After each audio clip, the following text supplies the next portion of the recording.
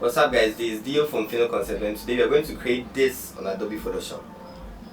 Let's do this. Hey, what's up guys, it's Dio from Final Concept, and today we are going to create this photo manipulation in Adobe Photoshop. So, let's just get started.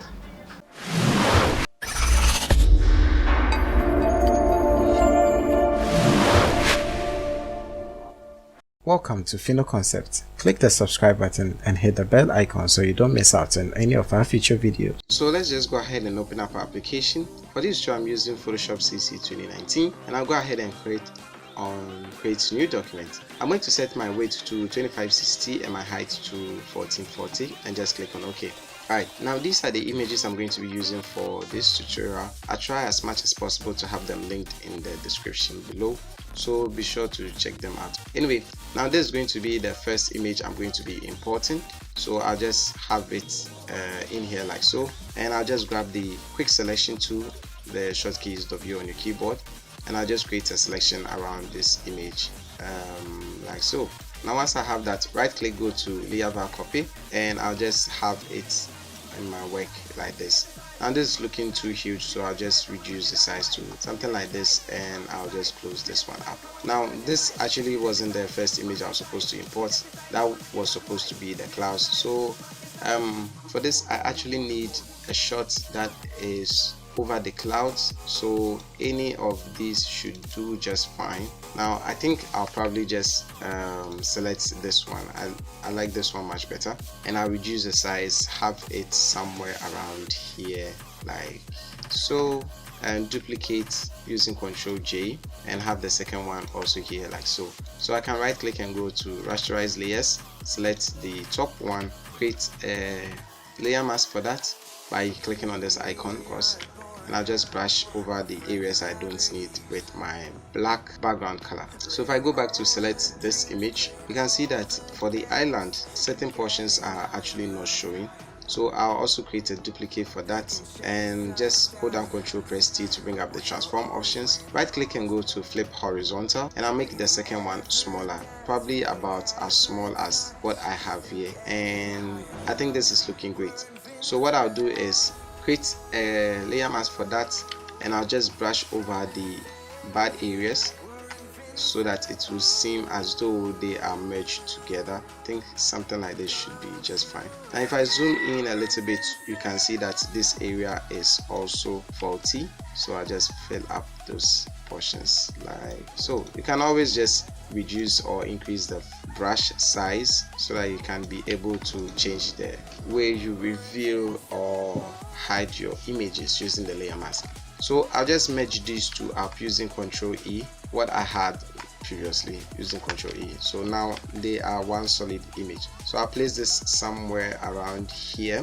Again, create a layer mask, and this time around I'll have my size set to about 100, and I'll just brush over the bottom like so, so that they look like they are fading in the clouds. So again, I'll bring this at the bottom like this, and again I'll just brush over, but this time around let's make the size much bigger, about 300, and reduce the opacity to about 50.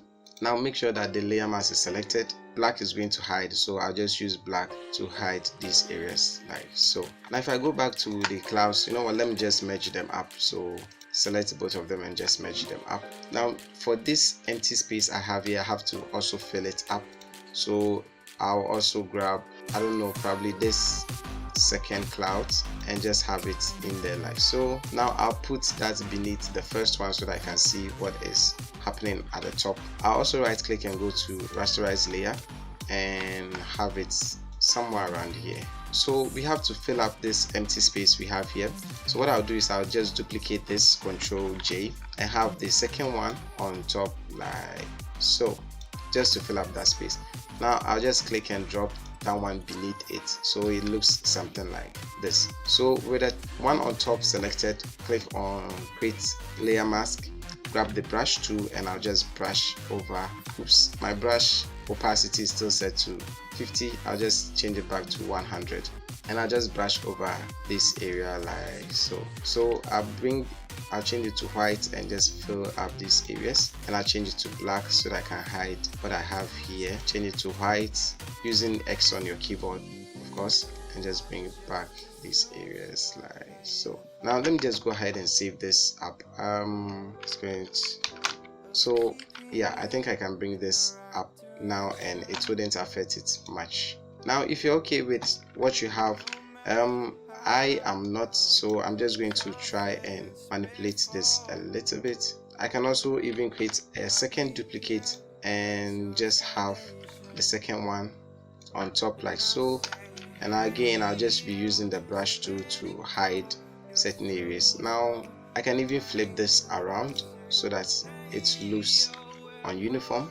Alright, now I am comfortable with what I have, so let me just bring this to the top a little bit, probably somewhere around here should be okay. Now let's grab our oranges, so open this up Photoshop. I have the first one, so I'll just be using the quick selection tool. It's Q on your keyboard. I'll select the first one, right click, go to layer via copy, and I'll just have it somewhere around here. Oh, this is huge, so I'll put it on top of the mountain, so somewhere around here. Now let me zoom in a little bit and make the opacity about 50 and create a layer mask for that. Grab the brush to reduce the size to about 50 and just brush in. No, actually I don't even have to brush in, I can just control click. So hold down control click on the thumbnail. Let me go ahead and delete that. Hold down control and click on the thumbnails. That's going to create a selection like so, and with the orange layer selected, I'll just click on add new layer mask. Now you can see it is just affecting this area, so what I'll do is I'll hold down control and press I to invert it. Let's bring the opacity back to 100%. Now this is what we have, looking quite awesome already. So what I'll do is I'll create another layer. Let's name our layers mountain. I'll select all of these, group them up using Ctrl G and call them clouds. So I'll create a layer in between the mountain and the orange, and I'll grab the brush tool again with a brush size of 50. That is okay. I'll set the color to black and I'll just brush over. Oops.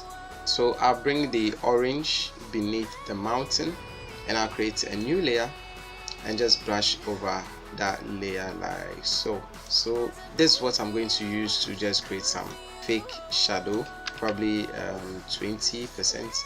No, let me just zoom out so that when I increase or decrease I'll be able to see what I'm doing. So probably 50 should be okay, and alter the shape, so Control T to bring up the transform options and just alter the shape like so, and I'll duplicate that, so Control J, and again I'll alter the shape like so. Now that is looking awesome. So for the mountain I'll also create a layer on top.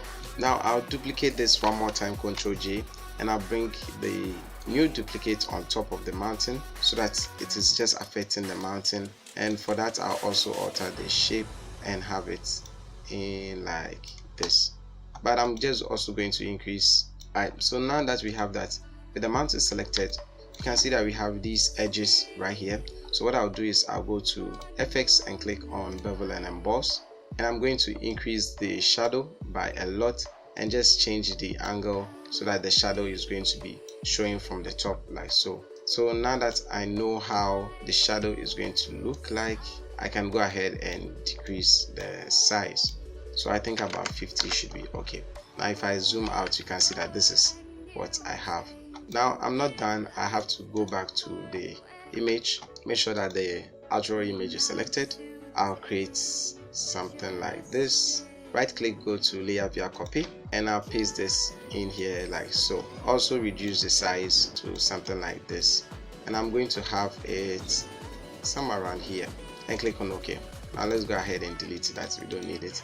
Reduce the opacity to about 50 by just pressing 5 on my number keys, and I'm just going to be creating a selection of the mountain so that I can have this appearing as if it is in the mountain like so. So you know what, let me just turn it off for a second. I can just use the polygonal lasso tool, or just probably create a selection, an actual selection. So with the mountain selected, I can use the quick selection tool to create a selection like so. So this is looking quite nice. I'll create another layer. Let's call this cat orange. grab the brush tool and just brush over this like so. Reduce the opacity to about 50%. I was supposed to be working on this layer actually. Right, reduce the opacity to about 50%, and in case there are certain portions I don't want, like this area, I just use the eraser to just take them away. So this is looking quite nice already, but we are still not done. The last thing is to create a group, the effects group.